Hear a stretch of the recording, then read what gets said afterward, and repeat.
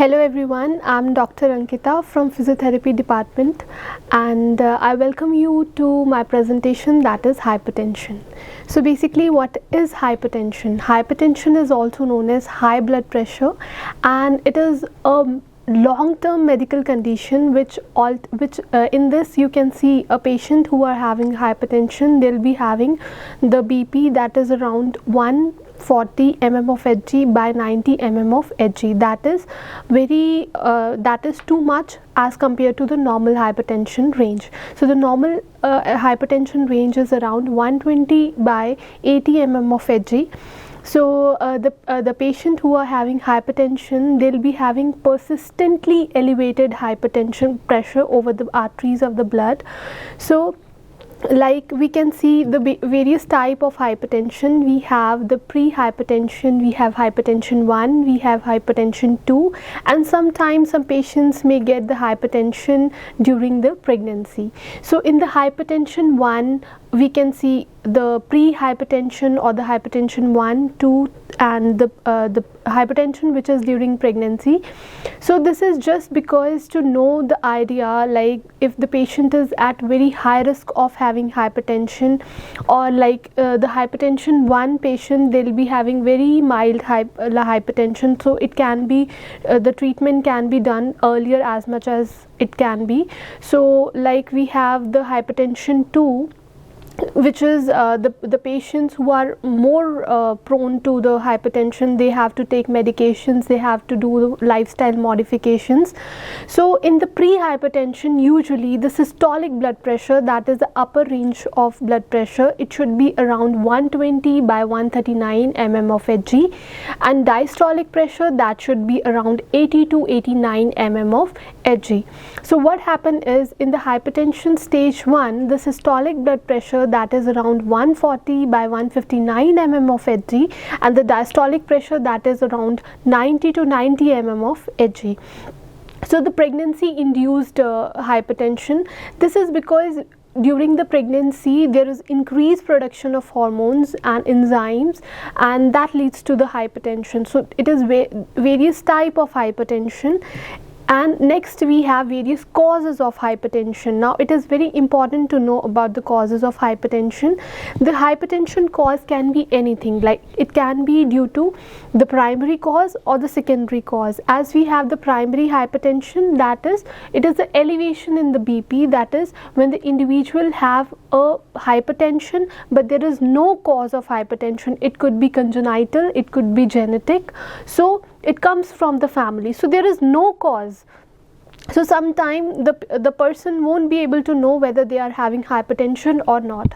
Then next we have the cause, that is a secondary hypertension. Secondary hypertension, we know the cause, we know why it get elevated. So the elevation of BP with an exact cause, we'll be able to know the exact cause. Like we can say the first cause, like congenital narrowing of aorta, that is due to high cholesterol level, so it can be due to this. Next we have renal disease. In the renal disease we have the hypertension, the renal, that is related to the kidney, right? So the kidney related diseases, we have if there is infection in the kidney, if there is a stone in the kidney, so these all diseases can lead to hypertension.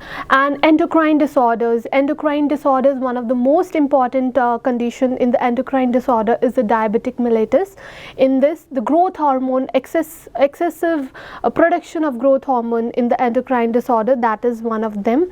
And next we have the sleep apnea, because if the patient is not able to sleep properly, if the patient is not able to sleep, and irregular sleep can lead to hypertension, and it can lead to severe hypertension actually.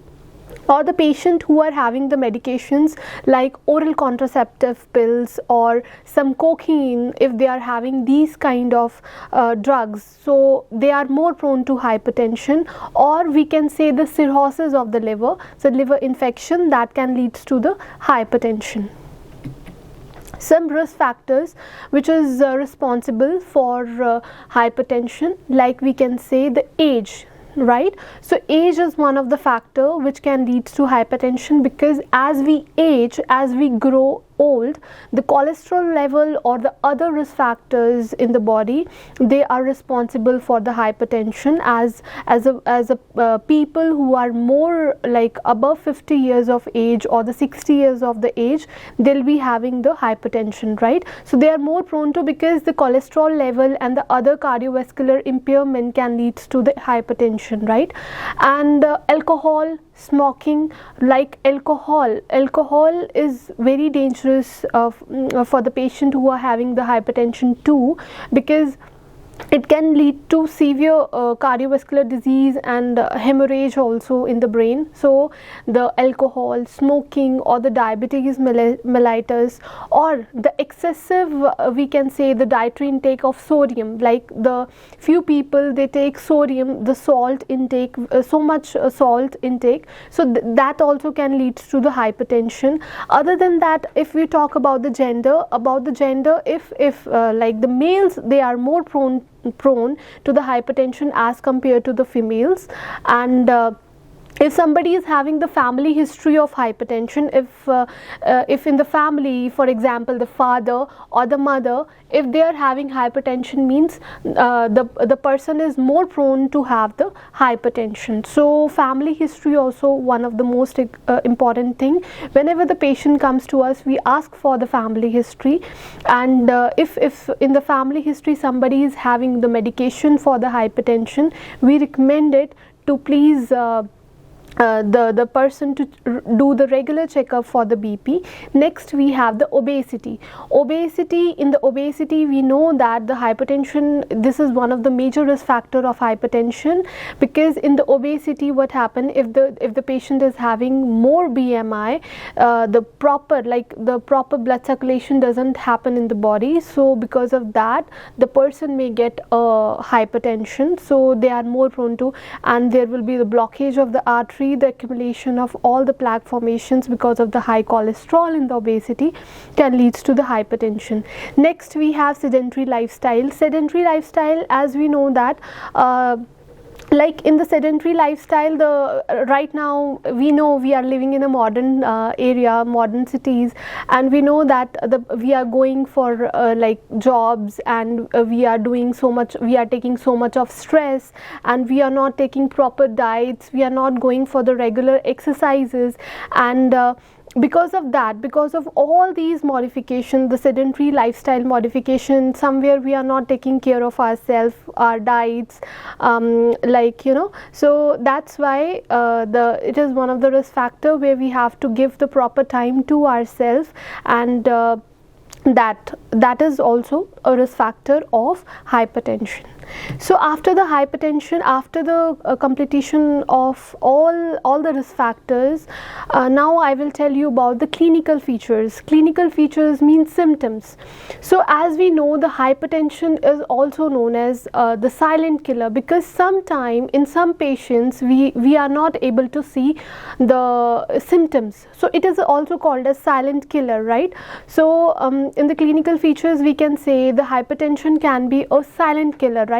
So other than that, some symptoms which we can see in a patient, like we can see a severe headache, if the person may get a severe headache and because of hypertension, or blurred vision, the vision may get affected, right?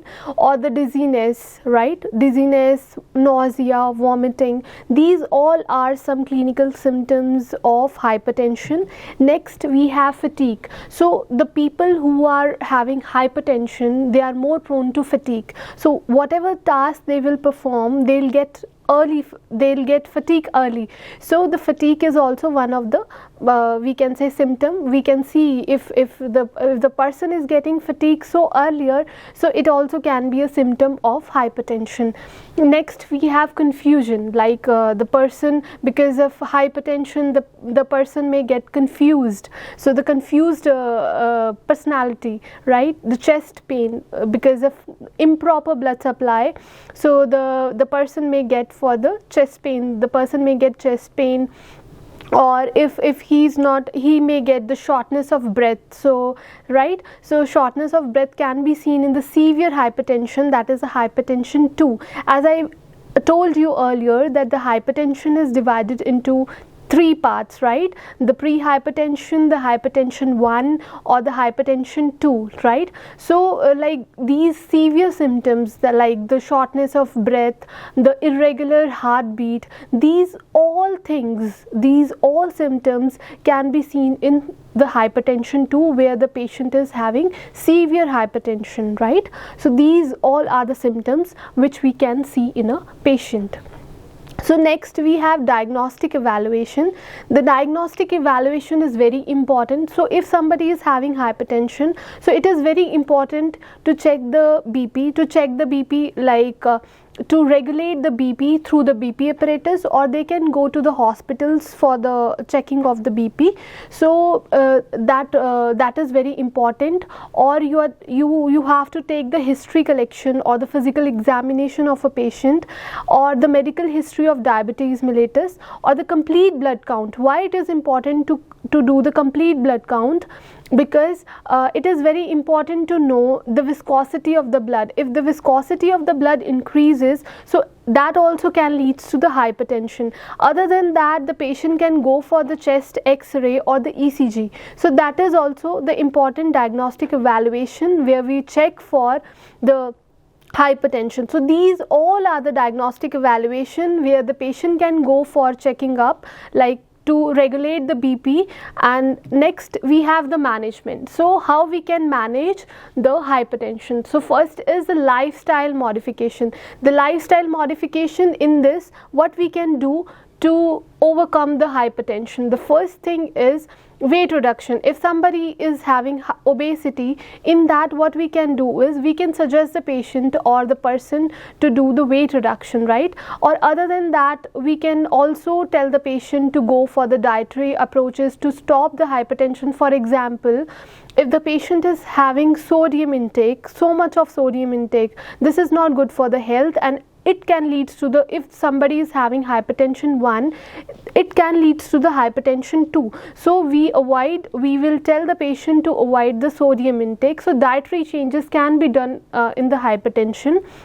Other than that, we can also tell the patient to avoid alcohol and do exercise regularly, and whatever the stress the patient is having, so to calm down that, the patient can go for regular walk and regular exercises. So these all lifestyle modifications which play a very important role to control the hypertension. So with this I will end my lecture. Thank you so much.